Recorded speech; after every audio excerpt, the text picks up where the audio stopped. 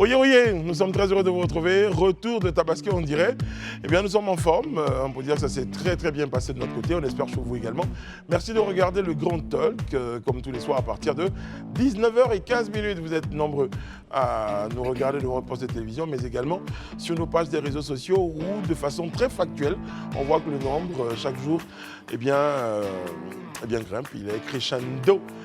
Élisée Boloubo, bonsoir, comment allez-vous? Bonsoir Brice, je vais très bien, et vous-même? Ça va très bien, merci. Autour de Tabaski aussi, bien? Ben oui, c'est une fête religieuse et nous, en tant qu'Ivoiriens, ce qui nous caractérise, c'est la cohésion. Donc toutes les fêtes religieuses se fêtent ensemble. Très bien. Donc on est passé saluer aussi nos amis et nos frères musulmans, à qui nous disons encore Sambé Sambé. Êtes-vous passé voir M. Daouda Koulibaly? Il a dit sur ce plateau ici qu'il ne nous invite pas. Ça a été clair, toute la Côte d'Ivoire a été prise à témoin. Je suis resté chez moi et j'ai préféré ne pas aller chez lui. Daouda Koulibaly, bonsoir, comment allez-vous? Bonsoir Brice, je vais très bien. Merci. Je vois que les gens sont dans la délation sur ce plateau.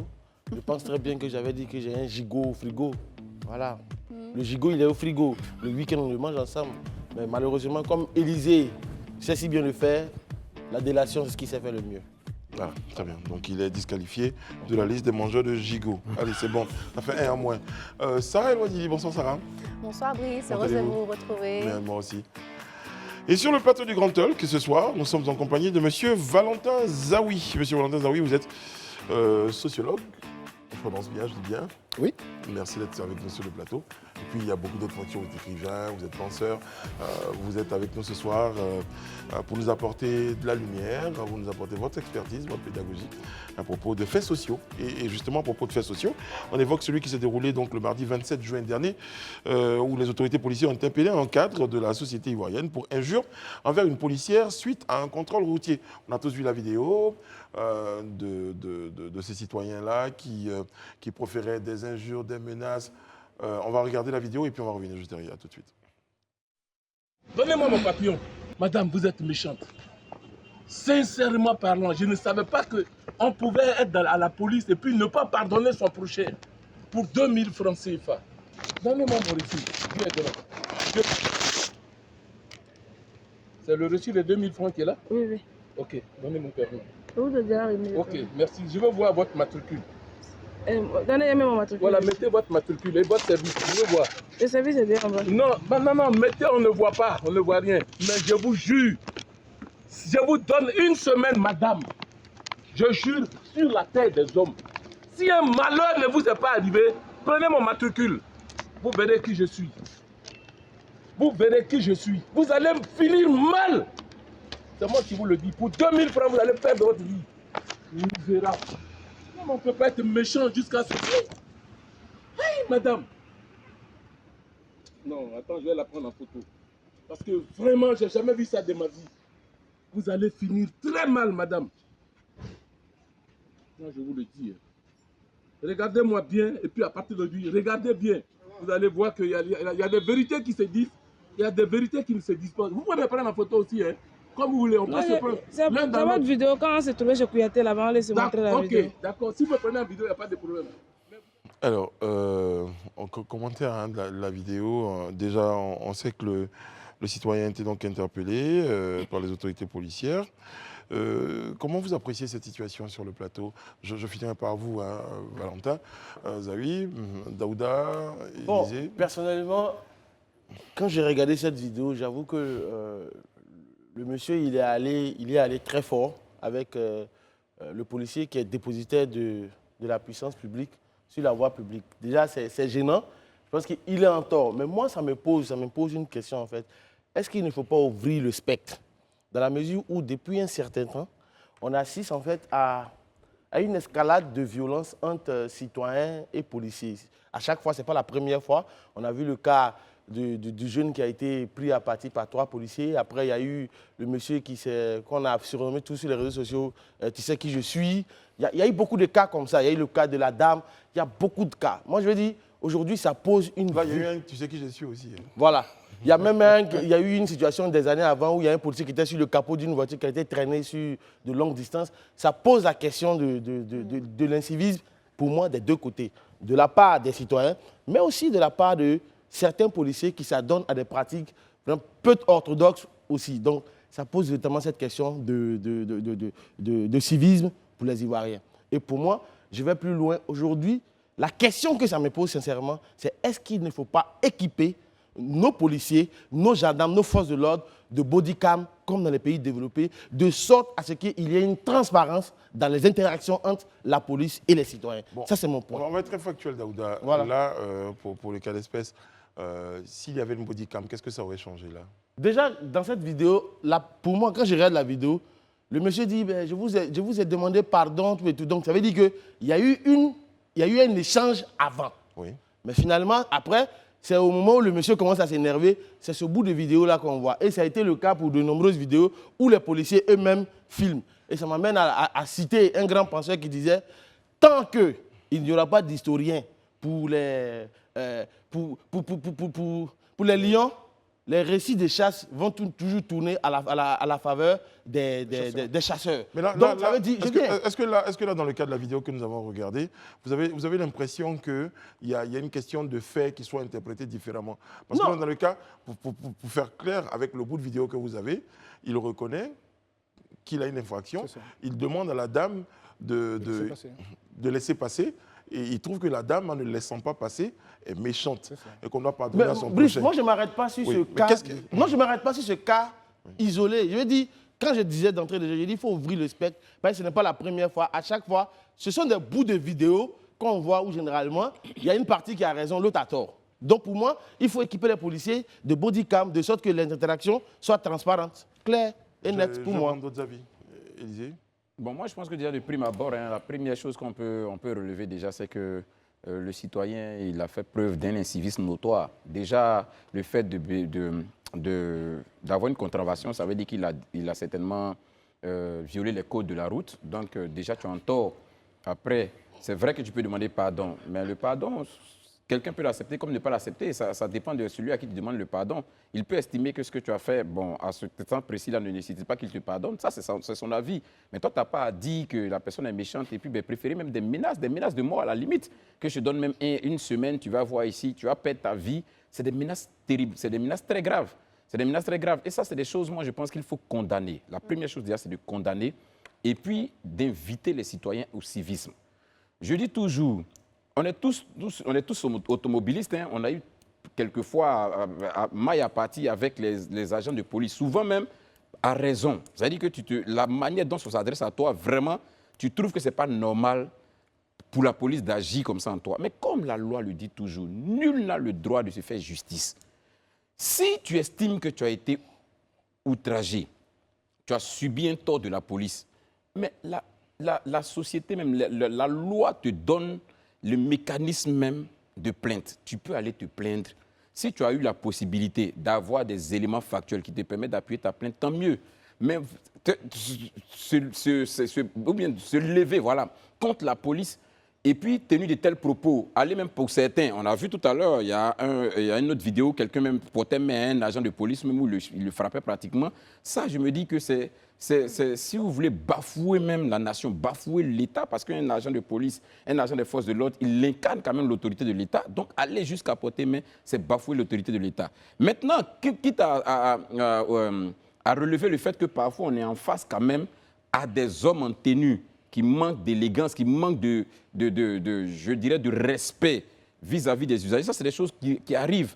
Mais j'estime, et je le répète encore, cela ne doit pas nous conduire à avoir une réaction de cette nature. Ce n'est pas normal. Si on estime que ce n'est pas bon, on se lève, on va porter plainte en bonne et due forme. Aujourd'hui, en Côte d'Ivoire, c'est vrai, on peut dire que les policiers ou bien les forces de l'ordre ont une certaine solidarité, mais si vous vous rendez aussi à la maison d'arrêt de correction militaire, vous verrez qu'il y a des soldats là-bas, vous verrez qu'il y a des policiers, il y a des militaires et autres là-bas, aussi qui ont été condamnés pour des cas même d'injustice vis-à-vis des citoyens. Donc, c'est des choses qui existent. Mais encore qu'il y a un nom qui a été évoqué durant les échanges, c'est Kouyaté, parce que faisant référence au général Kouyaté, qui est le directeur général de la police, pour dire qu'à un moment donné, tout le monde reconnaît qu'il y a une autorité qui pourrait sévir dans un sens comme dans un autre.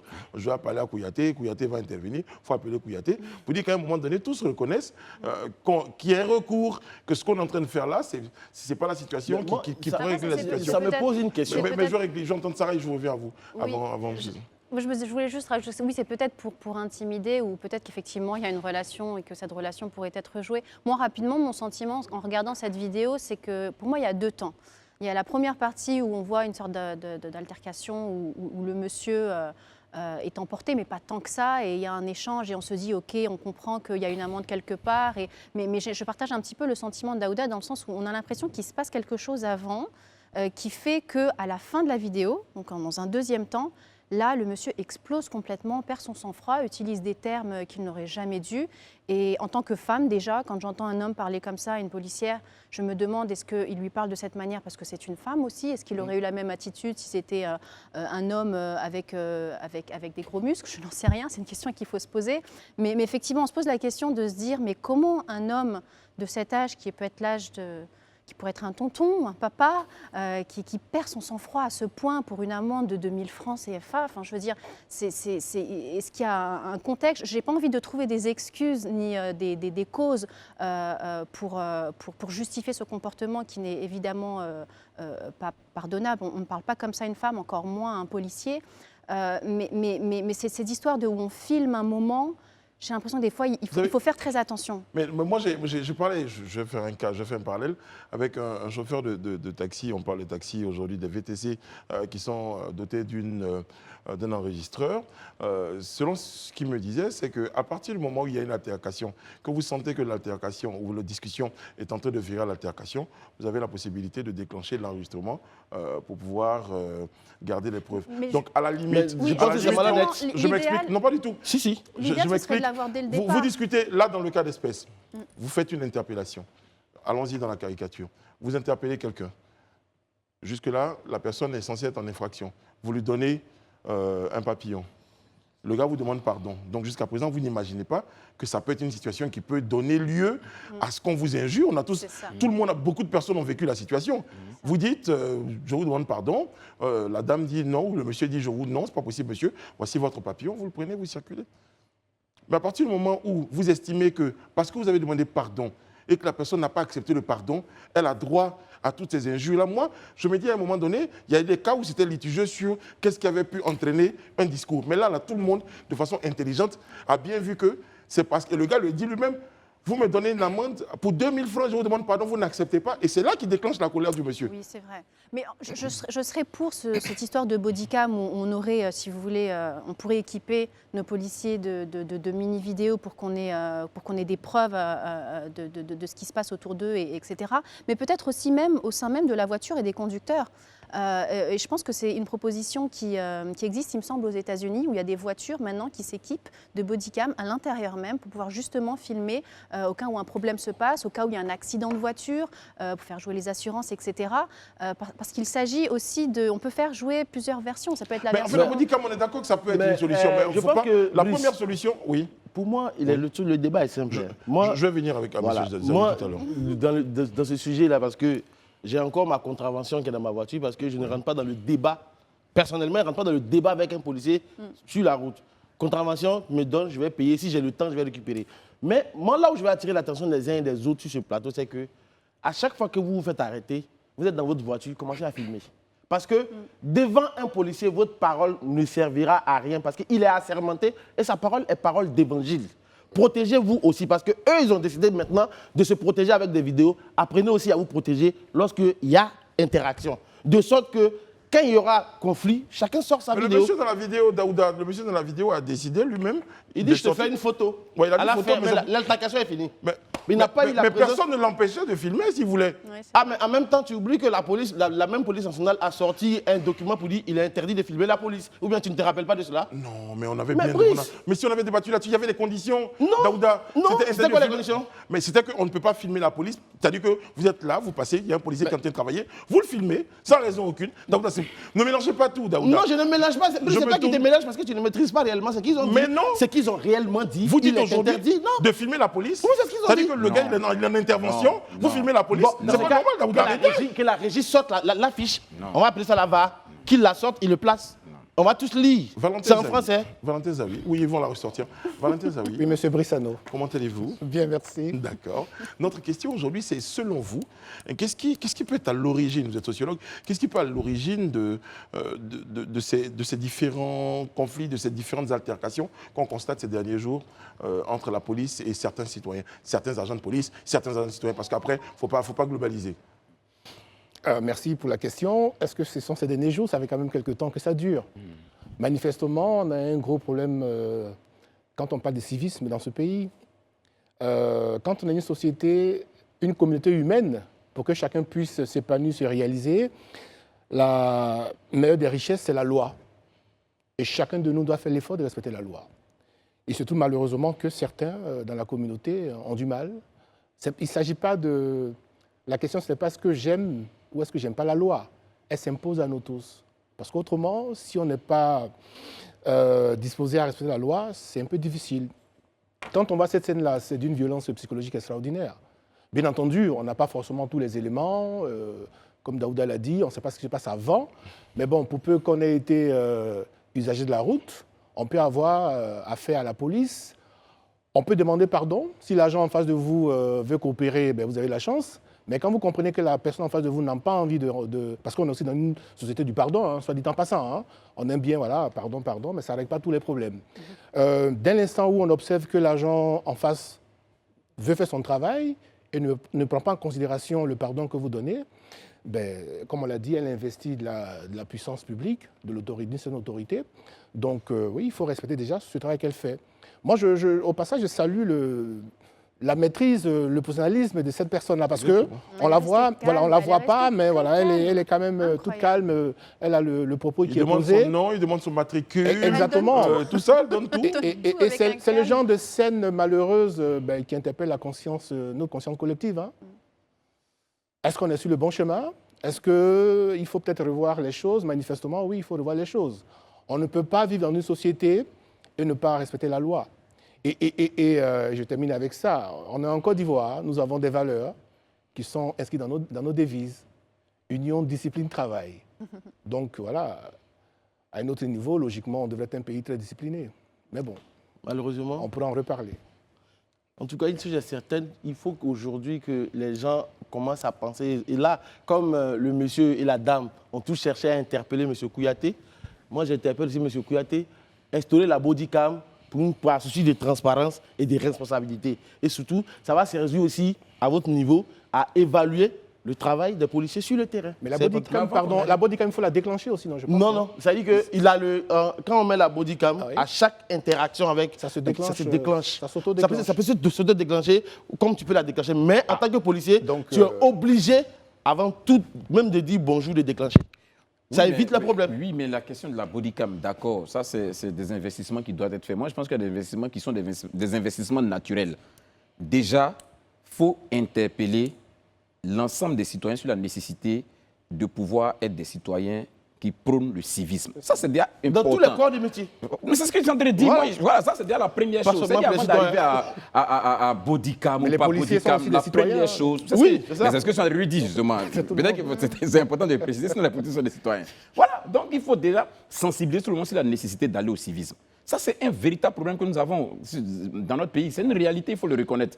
Aujourd'hui, tu ne peux pas tenir de telles scènes et puis en retour espérer ou exiger qu'on puisse toi te respecter aussi. Ce n'est pas possible. Ouais. Après une telle scène-là, ne sois pas surpris que demain aussi on ne te respecte pas non plus. Parce que tu auras servi la recherche. Moi, j'ai vécu beaucoup à l'étranger. Je viens d'arriver en Côte d'Ivoire il n'y a pas si longtemps que ça. Et je trouve personnellement que les Ivoiriens sont très polis. C'est des gens qui sont très polis, qui parlent de manière très courtoise. Je ne dis pas ça pour jeter des fleurs, c'est quelque chose qui m'a tout de suite interpellée quand je suis arrivée. Et quand je vois ce genre d'histoire, effectivement, ça me touche, ça me fait mal parce que je me dis une femme ne mérite pas de telles injures, que naturellement j'avais envie de trouver des explications derrière et me dire non mais c'est pas possible, est-ce qu'il n'y a pas une histoire derrière? Donc effectivement, revenons au civisme, c'est la chose la plus importante. Aujourd'hui, on est en train de parler, c'est vrai que tu parles de civisme, on parle de bodycam. Mais je pense que pour la situation qui défraie la chronique en France aujourd'hui, imagine-toi un temps soit peu que quelqu'un n'avait pas filmé. Oui. Tu sais ce qui s'est passé réellement? Parce que les policiers sont allés faire une autre déposition. et tout le corps de police les soutenait jusqu'à ce que la vidéo sorte. Non, Non, on peut pas vous laisser dire ça. on va te Non, laisser on peut dire pas sur un vous laisser plateau, dire mais ça c'est sur un archi plateau. faux, Non, Daouda. non, Mais on si, peut pas le dire. Faute. on les défendait. Non, c'est faux. faux. Mais si, Donc, on vous les dites beaucoup de c'est contre-réalité. archi Non, faux. Vous ne pouvez pas dire que tout le corps de police... Non, mais il les défendait. Non, c'est Daouda, faux. non. Daouda, c'est Non, archi faux. mais Faut te laisser pour dire tout sur ce un qu'on a plateau. Écoutez, on va pas C'est faire- qui- s'il vous c'est plaît, qui s'il vous il, plaît. en fait Mais S'il je vous fais plaît. du corps de police. Non, c'est Les sûr, syndicats de c'est police sûr les ce que tu soutenaient. dis, Daouda. C'est Il a archi fallu faux. qu'il a fallu. Non. Mais Daouda, Brice, vous t'as pouvez pas pas besoin de dire t'énerver. faux. Non, je suis Tu pas dis énervé. non, tu dis Non. mais c'est pas parce que je t'ai rattrapé sur. Mais Daouda, que t'as dit mais des choses- justement, j'attends de vous le Oui, dire parce mais que vous dis-le. disiez tout à l'heure Oui, mais qu'il non, était c'est- illégal de vas-y. filmer. Il est écrit ici, le commissaire du gouvernement, Ange Kessi, a assuré mardi à Abidjan, lors d'une conférence, qu'il est légal de filmer les agents de force de police C'est pas en de ça sécurité. que je parle Mais justement. pourquoi vous Mais dites tu- tout de suite pas sur le mais plateau non, c'est qu'il pas est interdit mais de filmer? Brice, c'est Daouda, pas ça. vous dites quoi? L'affiche, la régie, là. Mais Ils Daouda, peuvent sortir l'affiche. mais non, mais c'est pas qui que a je été parle pas de publiée. l'affiche, Non, on n'est pas en train de parler ils de peuvent l'affiche, sortir Daouda. l'affiche qui est sortie sur la page de la police nationale. Qu'ils Mais- le sortent. Cette affiche, vous parlez d'une affiche, je suis en train de vous dire. Non, mais il y a ce que Ange Kessi a dit, et c'est sur ce débat que nous sommes partis, parce que effectivement, quand l'affiche est sortie, on a même évoqué ça. Ce que Ange Kessi, l'ancien commissaire du gouvernement, avait dit. L'affiche est encore là. Mais donc, Maï vous parlez sorti d'une affiche ou vous parlez des propos Mais du mais commissaire du justement, gouvernement? mais quand j'ai dit l'affiche. Oui. J'ai pas dit l'affiche, j'ai dit Mais sorti donc, l'affiche. comment je vous dis également, pourquoi vous Non, dites que vous me c'est rattrapez très sur quelque différent. chose? Vous me Ça, dites que vous me ça, rattrapez c'est sur ce quelque que chose? Ange Kessi a dit. Il y Ange a ce Kessi, que la c'est police nationale a dit. C'était le pousse-poussier du quartier? Non, arrête, Brice. Bon. Le sujet. Non, mais non, mais déjà, Brice, non, on va y arriver, mais déjà, j'ai voulu vraiment interrompre Daouda, parce qu'il ne faut pas qu'il dise des choses qui sont quand même des choses assez graves. À aucun moment, je le mets au défi de montrer une seule interview ou un seul écrit où la police française a soutenu ces policiers-là après l'incident. Un seul. Il n'existe nulle part. Il y a un Introduisons groupuscule. peut-être, Non, parce que l'histoire. faut pas dire des choses qui ne sont pas vraies. Parce qu'il y a un groupuscule. Il y a des- Donnons le Oui. contexte, peut-être, Brice, peut-être on parle du Bon, deuxième vous terminez, sujet. puis après, Oui, on va parler justement de la excuse-moi. situation parce que tout le monde n'est pas au fait. On va rappeler, on va planter des corps. Ouais, Terminez, Élisée. Non, peut-être qu'il faut le dire, et puis après, on va dans le débat, on va... Non, parce que Daouda a sorti. D'accord, donc, ça donc, comme comme ça, je le vais disais, à rectifier. aucun moment, le syndicat de la police française n'a plus fait cause, ou du moins n'a fait un communiqué pour soutenir les policiers qui avaient commis la bavure à Nanterre. À aucun moment. C'est vrai que dans les forces de police, il y a des individus qui se sont réclamés et qui sont reconnus pour appartenir à l'extrême droite. Donc certains ont fait des déclarations pour accompagner, ou du moins pour soutenir leurs amis qui avaient été à la base de la bavure. Mais cela, ce n'est pas la police. Non, c'est Ils pas ne représentent aucunement la police. Donc il ne faut pas qu'on s'asseye pour dire non, que la police a soutenu. Ce n'est pas vrai. Oui, Mais la c'est police, c'est la ça. même police qui met en examen le policier en question. Il est incriminé, il est mis en examen, il est même en détention provisoire pour dire que bon, toute la police qui le soutenait n'a pas changé d'avis à un moment donné, Daouda. Bon, allez, Oui. Sarah, on va revenir justement sur ce fait-là parce que ça nous permet et ça permettra donc à notre expert sur le plateau On a fini avec le premier point. Bah, oui, c'est toujours le point. Des rapports entre la police aujourd'hui Et les citoyens. et les citoyens, Sarah. Oui. Et là, on parle du cas de Nanterre. Tout à fait. Il s'agit d'un jeune garçon âgé de 17 ans, Naël, un enfant, on peut dire, qui, lors de son interpellation au volant d'une voiture pour laquelle il n'avait pas apparemment un permis, est mort. Et c'est un événement qui a créé une très vive émotion, une émotion collective, on peut le comprendre, car la mort brutale d'un jeune garçon de 17 ans est difficilement compréhensible lors d'un contrôle policier.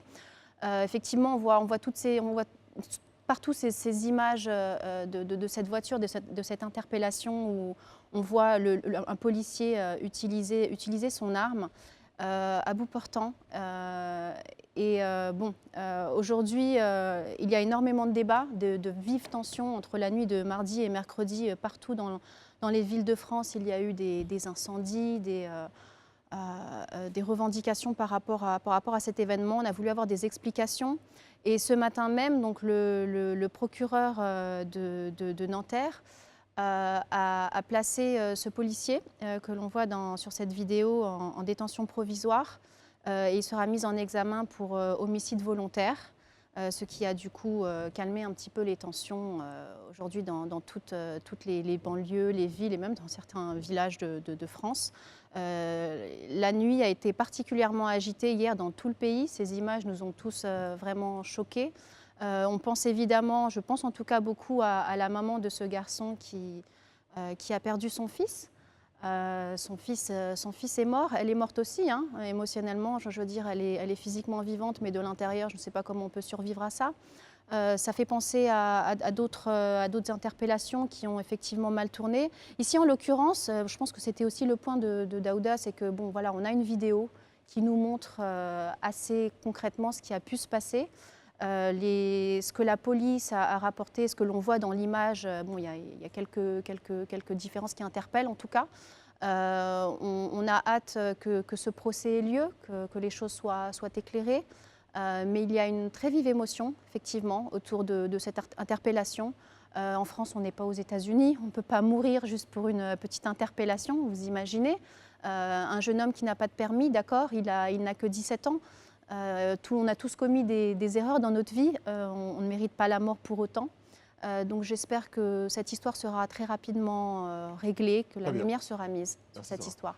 Valentin, votre regard de sociologue aujourd'hui, parce que certains évoquent ces rapports difficiles aujourd'hui entre les forces de l'ordre. Est-ce que fondamentalement, vous pensez que la société n'est plus la société où on craignait l'uniforme, on craignait le policier, on craignait le gendarme, on craignait le juge? Aujourd'hui, est-ce qu'on est dans une forme de déni d'autorité globalement? Ben, ça dépend. Là, on avait commencé avec le cas de Ivoirien. Et là on n'a parle, pas trop à voir, hein, je suis d'accord voilà, avec on vous. parle d'un cas qui se passe en France. Oui.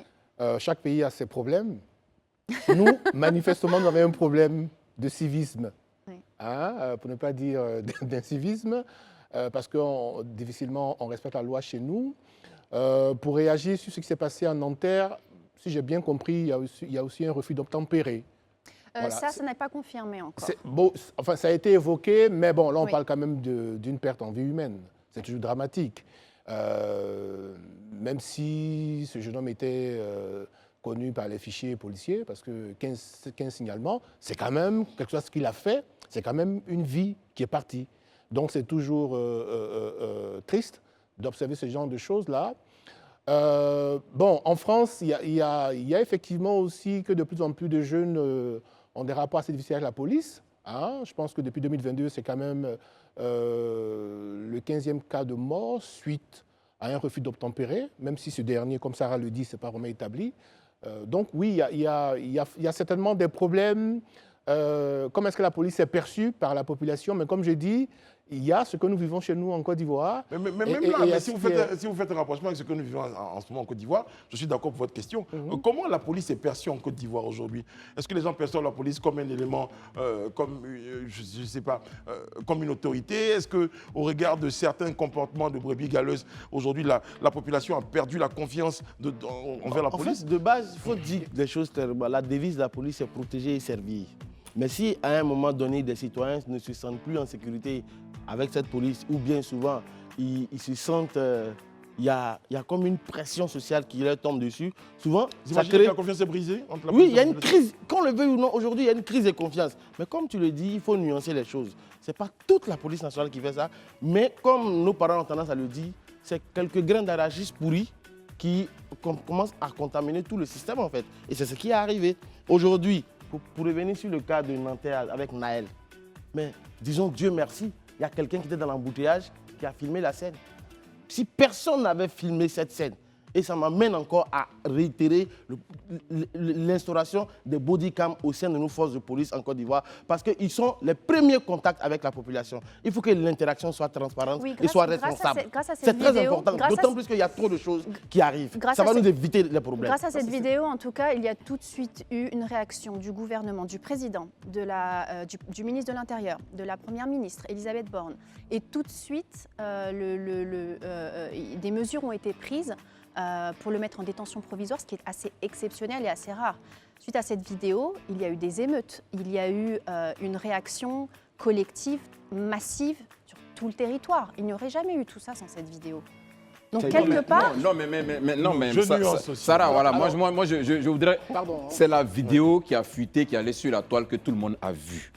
Si, comme il le dit, effectivement, les policiers sont équipés de body caméras, tout ça, rien ne vous dit qu'il n'y a pas d'autres vidéos qui sont la possession et du procureur et des autorités Bien compétentes. sûr, On n'en a pas. Voilà, on n'a aucune preuve. Non, on ne peut pas dire que c'est juste à cause de cette vidéo qu'aujourd'hui... Non. Moi, je veux que vous puissiez nuancer, en fait. Mais en tout Et cas, là, la rue, rien ne vous dit qu'il n'y a pas de caméras de rue. Il y a eu au moins plusieurs plans de caméras de personnes qui ont filmé. Je tiens à répondre quand même. Oui, mais Ce qui s'est passé, ce c'est que que... disait, soit précisé, c'est que ne dites juste pas que s'il n'y avait pas eu, parce que là vous subodorez, Cette que s'il n'y vidéo, avait pas cette cette vidéo vidéo, devient la rien n'aurait été fait. je vous Mais ai- sur le témoignage du copilote, on aurait quand même Attends. Non, aussi mais pu il y a prendre eu la le cas disposition.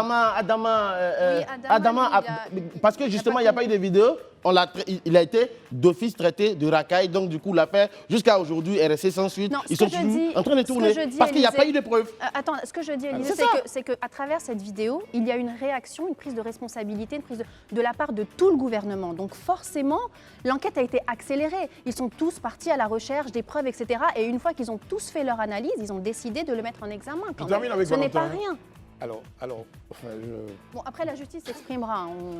non, en fait, je pense qu'il faut dire de cette situation-là, c'est une scène qui se produit pendant que le président Macron se trouve à Marseille. 2 ans plus tôt, il y était, il a fait des promesses par rapport à la sécurité parce que c'est quand même un problème au niveau de Marseille. Et donc, quand ça se passe, c'est que le président Macron dit, c'est des principes. Il y a eu mort d'homme, la justice va faire son travail. Quand le ministre Gérald Darmanin réagit, il ne prend pas position pour un policier. Vous savez, ils sont aussi dans des pays où chacun connaît quand même sa place. Donc, et en plus, tout à l'heure, quelqu'un disait que le syndicat des policiers... Non, il y a plusieurs syndicats de police en France. Et les policiers n'ont pas tout de suite dit non, on est pour notre...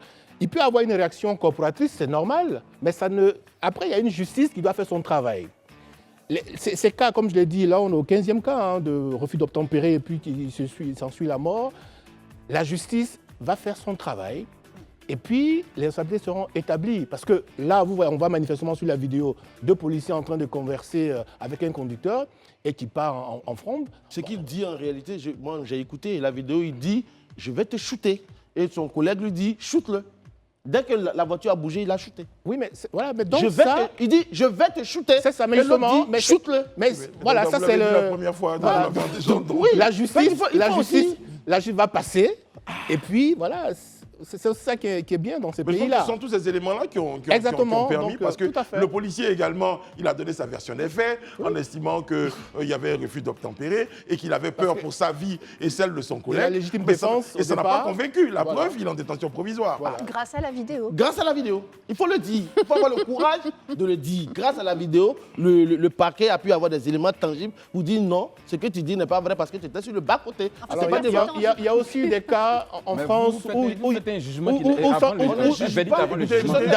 Daouda, sauf erreur, il y a aussi des cas de ce Je dis juste type-là que la où sans vidéo a vidéo, été utile en la certaines mesures. justice a quand même a réussi à rétablir les faits aussi. Sans vidéo. Voilà, sans vidéo. Donc, je peux Ça pas aussi, non Mais plus- ça, moi, pour la il vidéo, était important, il était Parce que important. c'est vrai qu'on pour parle ça. de chez nous, on parle de la France, c'est peut-être pas les mêmes Très bien. pratiques, mais bon. Parce qu'ici, on a vu des policiers qui ont été trimballés sur ça. Ça ne fait pas rigoler, mais pour dire que, bon, chacun a un niveau. On parle de responsabilité, on parle de civisme, on parle de respect du citoyen dans les deux sens, pour faire plaisir, mais on parle de responsabilité, de respect de l'autorité également. Voilà. Bon, les amis, on marqué nous une pause et on revient juste après pour recevoir l'invité du talk. À tout de suite. Le temps d'une pause, nous sommes de retour sur le plateau du Grand Talk en compagnie d'Élisée Boloubeu, de Sarah El Ouadili, de Monsieur Valentin Zawi, qui nous fait l'honneur et l'amitié de nous accompagner ce soir. Merci beaucoup, Monsieur Zawi. Avec grand plaisir. Et de Sa Majesté Daouda Coulibaly himself. Qui toujours est présent. Toujours présent, égal à lui-même. Sinon, il fait mieux.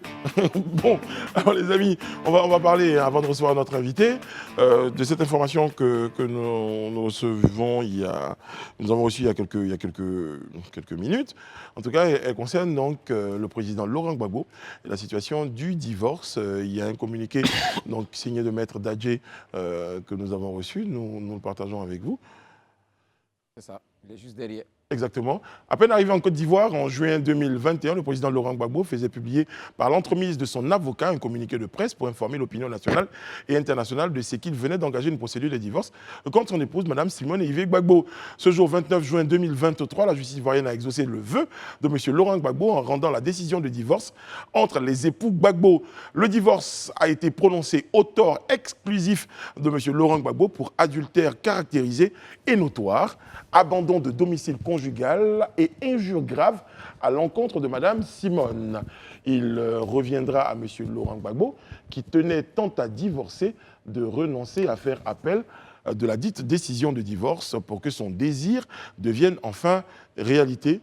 signé Maître Ange-Rodrigue Dadjé. Il est important de préciser que Maître Dadjé est l'avocat de Madame. Madame oui, Simone je me disais, Eivik il y avait Gbagbo. comme une touche d'humour dans ce communiqué. Exactement, C'est exactement, incroyable. exactement. Alors, qu'est-ce qu'on retient de ce communiqué? Qu'est-ce qu'on retient de cette situation? On se souvient effectivement qu'à son retour son retour en Côte d'Ivoire, son retour d'exil, le président Gbagbo avait effectivement, on l'avait en tout cas aperçu au Mais tribunal avant même d'Ab- son retour d'exil, même, depuis qu'il était même en détention, il avait déjà demandé le divorce on dit quoi, amiable ou à l'amiable? Amiable avec Mme Simone Gbagbo, mais elle n'a jamais refusé, accepté le divorce. Rentré en Côte d'Ivoire, il a relancé encore la procédure, ils se sont retrouvés devant, il a saisi le juge matrimonial pour cela. Donc finalement, si aujourd'hui ils ont délibéré pour dire, ok, tu peux divorcer, mais tu dois ne pas faire appel, mais c'est un divorce à tort en fait. Donc en gros, c'est M. Laurent Gbagbo qui sort perdant de ce divorce. C'est vrai qu'il va perdre des choses, mais au moins il va gagner sa liberté et vivre son amour sainement et pleinement, quoi. Monsieur Valentin Zawi, allons-y un peu sur ce qui est évoqué. Pour adultère caractérisé et notoire, abandon de domicile conjugal, injure grave à l'encontre de Madame Simone Eivik. Vous me demandez de commenter ça? Oui, s'il vous plaît. Non, il n'y a rien à commenter. C'était un communiqué qui est produit par le conseil de Mme Simone Eivik Gbagbo, avec les termes que cela comporte.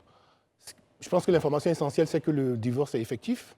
Parce qu'injure grave, quand même, Pour le reste, ça me surprend quand même un tout petit peu. ben voilà, parce que S'il bon, ne fait pas appel, je pense. voilà, je veux dire, enfin, après tout ce qui est dit, moi j'avoue que chaque fois qu'on a demandé mon avis sur cette histoire, je suis très embêté parce que oui, c'est d'abord leur vie privée, après c'est des hommes politiques, publics, mais bon, je ne peux pas en dire trop. Voilà, Élisée, au risque de vous décevoir, monsieur. Ben non, pas du tout. C'est votre point de vue, je le respecte. Non, je pense que le premier commentaire à faire, c'est que finalement, Mme Gbagbo, qui s'obstinait à ne pas accepter le divorce, a finalement accepté. Parce que si on arrive à tirer donc une telle conclusion, c'est qu'au final, elle a accepté d'aller au divorce avec le président Gbagbo.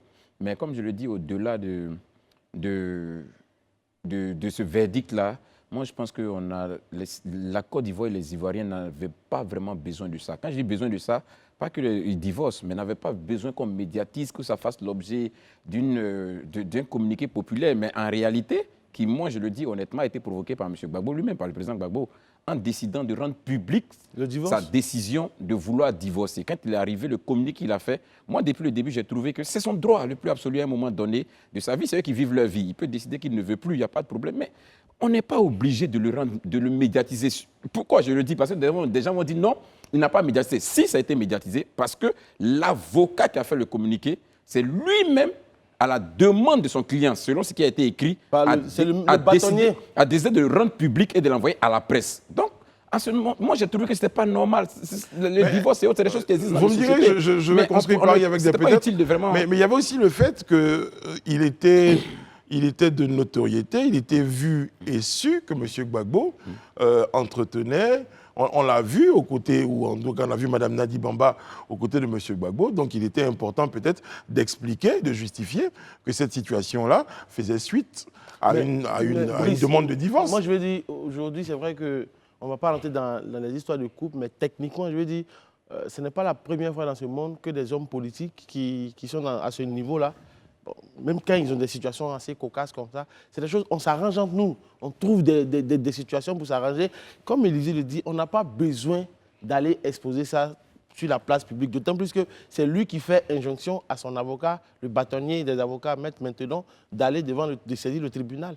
Donc, dès l'instant qu'il de le rendre public, mais à la presse. Dès l'instant qu'il le rend public, Mme Simone Eivik Gbagbo et son conseil ont aussi le droit de le rendre public pour dire OK, on accepte ton divorce, mais tu as tort, si ça. Bon, je veux dire, adultère, abandon de foyer, je veux dire, c'est assez grave quand on sait que l'adultère même est puni par la loi en Côte d'Ivoire. Est-ce à dire que Gbagbo Laurent, qui est sur le coin, qui n'a bénéficié que d'une grâce aujourd'hui, va-t-il aller en prison? Pour adultère, vraiment... je me pose la question. Ouais, bon, voilà. Vraiment, posez-vous la question. Oui, Il n'y a pas de plainte contre lui pour adultère. Il y a un divorce, mais il n'y a pas de plainte contre lui pour adultère. Mais la cause du divorce, c'est l'adultère. Oui, Et à non, partir non, de Mais quoi- moi, ce qui m'a- mais mais moi, c'est moi, pas dans les pour raisons autant qui sont qu'on- évoquées, j'avoue que moi, l'adultère, je me dis, bon, à la limite, il a refait sa vie, il est dans une autre relation. Effectivement, tant que vous n'avez pas mis fin à une première relation, et que, dans une relation officielle, et que vous êtes dans une autre relation, vous êtes considéré comme vous êtes dans une situation d'adultère. Mais moi, ce qui m'a un peu choqué, j'avoue, et quand je l'ai vu, j'ai tombé des nues, c'est injure grave.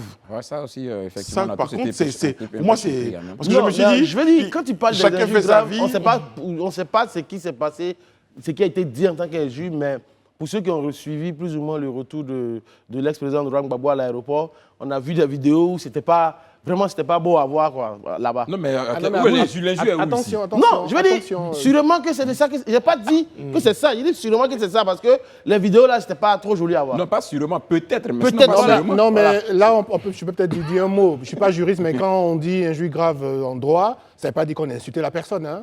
C'est un acte qu'on a posé qui a été Mal interprété. qui n'est pas bien, voilà. Voilà. Non, ou qui n'est pas respectueux de l'autre, mais C'est c'est pas ça. que j'ai dit de gros mots Ah, à la voilà. personne. Voilà. Ah, Donc, monsieur Valentin Zawi, je donc ça veut pense dire que je peux faire ça, et puis on va considérer que c'est une injure grave, vous dire. Ok.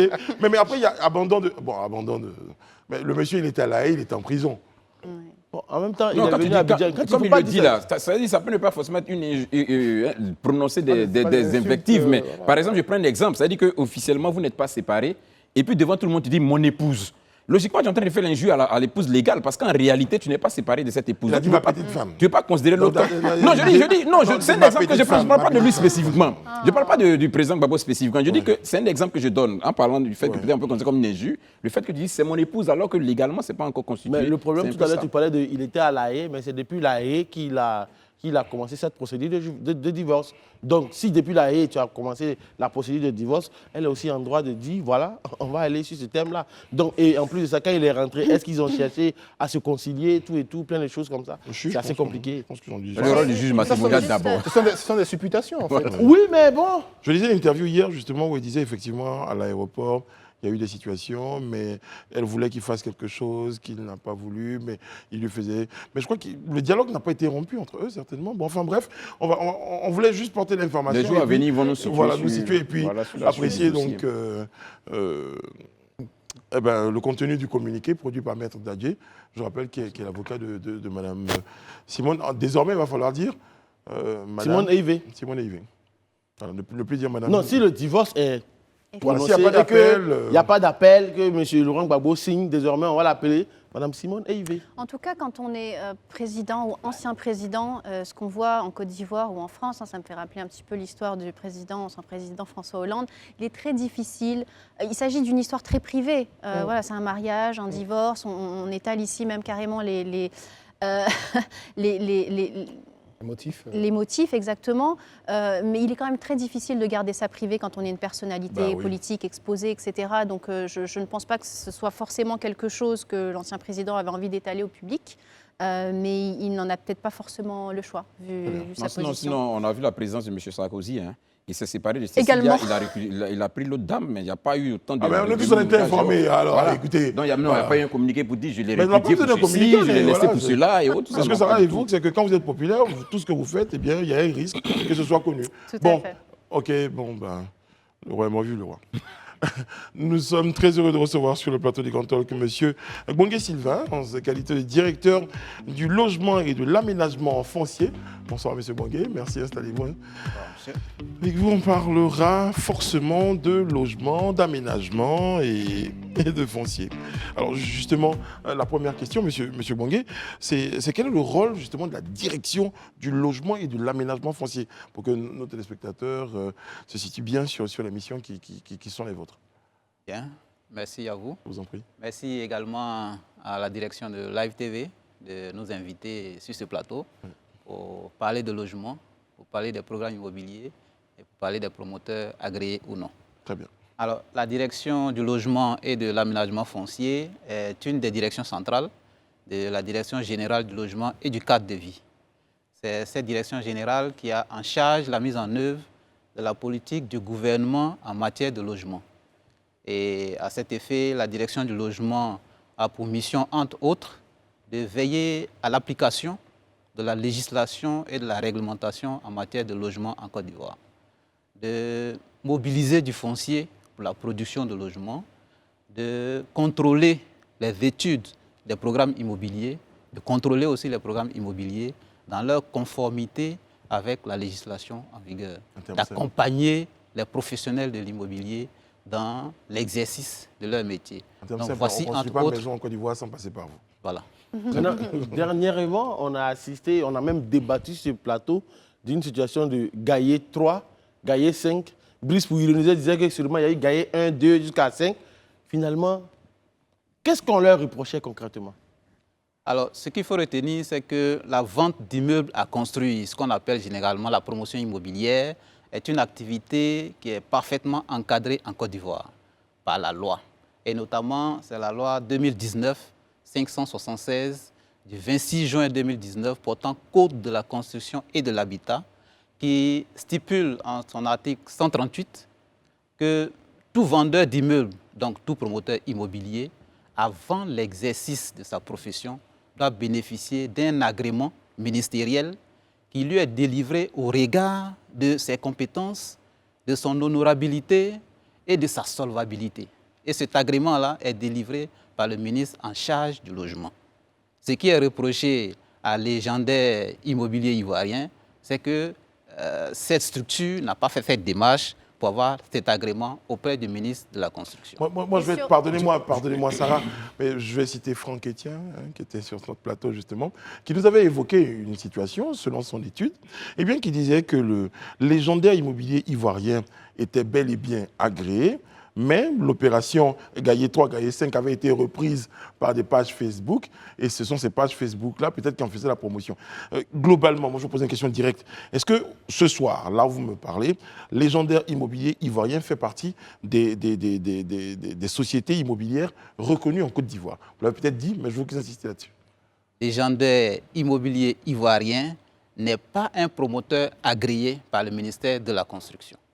Nous avons un répertoire de tous les promoteurs agréés en Côte d'Ivoire et légendaire immobilier ivoirien ne figure pas sur cette liste. Et cette liste est présente sur, excusez-moi, cette liste, qu'on le dise de manière assez claire, est présente sur le site du ministère. En 2 clics, elle est téléchargeable. Il y a un peu plus de 250 promoteurs immobiliers qui sont listés. Donc on peut faire cette démarche d'aller nous-mêmes rapidement vérifier si le promoteur avec qui on discute est sur cette liste ou pas. Mais est-ce que vous pouvez nous donner d'autres outils? Quel genre de documentation pourrions demander à un promoteur qui nous approche pour la vente d'un logement social? Quelle pourrait être, nous, la démarche du côté citoyen pour s'assurer qu'en face de nous, on a quelqu'un de fiable en plus de regarder s'il est évidemment dans la liste agréée? Alors déjà, comme vous le dites, la liste des professionnels agréés, que ce soit les agents immobiliers, les promoteurs immobiliers agréés, ces listes-là sont disponibles sur le site du ministère de la Construction. Mais également, ces listes peuvent être consultées au niveau du ministère de la Construction, notamment à la tour D. À tous les niveaux, vous demandez la liste des professionnels agréés, vous les aurez. Et au-delà de cela, nous sommes engagés à faire afficher ces listes-là dans toutes les antennes du ministère de la Construction, que ce soit dans les régions, comme dans les départements ou bien dans les communes. De sorte que l'Ivoirien puisse consulter cette liste-là pour savoir à qui il a affaire lorsqu'il veut s'engager dans une promotion immobilière. Monsieur Valentin Zawi, avant Élisée Bologbo, était très étonné. Vous posiez la question? Non, je n'ai pas tous les éléments, mais bon, comme on a monsieur avec nous, c'est comment ça peut se faire que des structures ne soient pas agréées, reconnues par l'État, puissent commercer avec les citoyens, parfois même ils construisent et puis c'est au bout de plusieurs mois qu'on découvre qu'il y a des problèmes. Enfin, j'ai du mal à comprendre ça quand même. Je pense qu'il y a des structures de contrôle, donc logiquement, on ne doit pas avoir assisté à ce genre de situation. Oui, bien sûr, bien sûr. Alors, pour le cas de Gaillé 3 et Gaillé 5 dont il est question, il s'agit d'une publicité mensongère. C'est-à-dire que le programme n'a pas encore démarré. Okay. Mais le promoteur a commencé à faire de la publicité. C'est ce qu'on nous expliquait, oui. Alors que la loi est très claire. Dans son article 140, le Code de la Construction dit que tout programme immobilier, avant publication, avant publicité et commercialisation, doit faire l'objet d'un agrément technique délivré par le ministre de la Construction. Et là, vous Tant que vous n'avez pas fait cette démarche et que vous vous engagez dans des publicités, dans de la commercialisation, vous êtes dans du faux. Mais ma question en creux, c'était est-ce que vous êtes en train de nous dire ce soir qu'il n'y a jamais eu de cas comme ça où des sociétés non agréées ont pu travailler, commercer et ça s'est su plus tard? Ah si, il y en Oui, a voilà, eu. c'est ce que voilà, Il y en a eu, assurément. Et comment c'est possible? C'est ça ma question, en fait. Et c'est toujours ça, la Contrôle n'est pas problématique du non-respect de la réglementation dans nos pays. C'est un peu la même chose. Vous voyez quelqu'un au volant d'un véhicule qui n'a pas de permis. Tant que vous n'avez pas mis la main sur cette personne, vous ne saurez jamais qu'elle a un permis ou pas. Donc, les équipes du ministère de la Construction font le contrôle, mais il n'y aura jamais assez d'agents pour pouvoir contrôler chaque kilomètre carré pour s'assurer qu'il y a un programme non agréé qui est en cours, qu'il faut arrêter. Lorsque nous faisons nos investigations et que nous découvrons des programmes qui se développent sans agrément, il y a une procédure qui existe. La procédure, c'est déjà de délivrer un arrêt des travaux. On demande au promoteur qui n'a pas d'agrément. Alors, ce qu'il faut dire aussi, c'est qu'un promoteur qui n'a pas d'agrément ne peut pas réaliser un programme qui est agréé. Parce que pour avoir un programme agréé, il faut être soi-même promoteur agréé. Donc, lorsque vous découvrez un programme qui n'est pas agréé, donc avec un promoteur qui peut être agréé ou non, vous faites arrêter les travaux. Vous demandez à ce promoteur de se mettre en règle vis-à-vis de la loi. Vous lui communiquez toutes les informations nécessaires pour aller à l'agrément. C'est lorsque ce promoteur insiste à poursuivre les travaux malgré les différentes interpellations, en ce moment qu'interviennent les différentes sanctions. Élisée? D'accord. Ce sujet est tellement important que moi, la dernière fois, suite au passage ici, j'ai mené moi mes investigations. Et selon mes investigations, en fait, légendaire immobilier ivoirien n'est même pas le promoteur de Gaillet 3. Selon mes investigations, Gaillet 2. Il est juste un intermédiaire. Le promoteur même de Gaillet 3 et Gaillet 2 est Madame Gaillet elle-même, qui est donc la responsable d'une entreprise qui s'appelle, lui, SG Immobilier. Et elle a un agrément sur le numéro ARR numéro 21 00093 MCLU DGLCV CAPI OGLA du 27 décembre 2021. Est-ce que c'est pas la réalité du terrain qu'elle a? Parce qu'en réalité, selon mes investigations, elle, Immobilier, n'est pas le promoteur de Gaillet 1 et 3. Oui, vos investigations sont justes. OK. Mais le communiqué du ministère de la Construction, si vous le lisez, vous allez savoir qu'il est dit légendaire immobilier ivoirien n'est pas fiché sur la liste des promoteurs agréés au niveau du ministère de la Construction. Laissez-moi compléter le communiqué. Donc, clairement, vous dites aux Ivoiriens, ne prenez pas votre argent pour les donner à légendaire immobilier ivoirien parce qu'il n'existe pas. Parce que, comme je vous le dis, c'est une publicité que vous découvrez sur la toile, avec le nom d'une structure et un programme qui va se développer. C'est ça, voilà. On dit que ce nom en fait. qui est sur cette affiche n'est pas reconnu comme promoteur immobilier. Mieux, le programme immobilier qui vous est vendu n'est pas agréé par le ministère de la Construction. Voilà ce que nous disons. Maintenant, quand après, on nous dit qu'en vérité, le programme en question est développé par Mme Gaillet avec sa société du nom de SG Immobilier, qui est bien agréé chez nous, nous le reconnaissons. Oui. Mais ce qui est dit, c'est qu'un promoteur qui est agréé n'a pas automatiquement des programmes qui sont agréés. Pour chaque programme, vous devez faire la démarche pour avoir un agrément. Tant que ce n'est pas fait, vous êtes dans le faux. J'ai une question très rapidement avant que ça se termine. Par rapport au certificat foncier, parce que je pense que c'est quelque chose qui pose un très gros problème pour les Ivoiriens quand ils cherchent à acquérir un bien. On a reçu ici le ministre qui a discuté de ce point en nous disant que voilà, ce sujet a été pris à bras-le-corps et qu'il sera résolu dans les années à venir, etc. Je voudrais avoir votre avis sur ce sujet. Qu'est-ce que vous pensez aujourd'hui des problématiques autour du certificat foncier en Côte d'Ivoire? Est-ce que vous pensez qu'on est sur la bonne voie pour résoudre ce problème? Car il est très paralysant pour toute personne qui cherche à acquérir un bien. Alors, je suppose que vous parlez de l'arrêté de concession définitive, l'ACD. Oui. Voilà. Parcours du combattant. Voilà. On peut dire parcours du combattant, mais comme le ministre a eu à le dire sur ce plateau, il y a suffisamment de réformes qui ont été prises dans ce domaine pour faciliter la délivrance de ce document-là aux Ivoiriens qui en font la demande. Aujourd'hui, il y a le système intégré de gestion du foncier urbain qui est déjà en marche, qui va permettre non seulement de traiter avec célérité mais avec sûreté tous les documents qui seront soumis au ministère de la Construction pour la délivrance des ACD. Donc, en la matière, je peux dire que beaucoup d'efforts ont été faits et que désormais, les Ivoiriens pourront avoir très rapidement les documents qu'ils demandent auprès du ministère de la Construction. Donc vous êtes optimiste? Très optimiste. Très. C'est noté, merci. Vigilance tout de même. Vigilance tout de même. Vigilance. Vigilance tout de même. Il ne faut pas aller courir sur la première opération immobilière qu'on voit sur son téléphone. Il faut prendre le soin de consulter la liste des promoteurs agréés. C'est ce que nous disons. Très bien. Avant de vous engager dans une promotion immobilière, il y a des garde-fous. Il y a une procédure sécurisée qui est prévue par la loi. Il vous faut un promoteur agréé. La liste est sur le site du ministère. Vous pouvez la consulter dans les bureaux du ministère au plateau, à la cité administrative, Toudé notamment. Deuxièmement, il faut vous assurer que le programme immobilier lui-même est agréé. Alors, quels sont les avantages d'un programme agréé? Quand un programme est agréé, ça veut dire que le promoteur qui veut réaliser ce programme est en pleine propriété sur la parcelle en question. C'est ça. Beaucoup de promoteurs ont engagé des projets comme ça sur des parcelles qui ne leur appartiennent pas. Et après, ça crée beaucoup de soucis. Et ça, c'est la plus grande ne serait-ce sécurité. que pour les acquéreurs C'est ça. de bonne foi qui ont cru au projet, Oui. mais dont le bâtiment se trouve sur une parcelle qui n'appartient pas au promoteur. C'est ça. Donc, il faut un programme agréé. Deuxièmement, troisièmement, il faut faire un contrat de réservation pour manifester votre intérêt sans vous engager totalement dans la vente. On appelle ça le contrat de réservation préliminaire.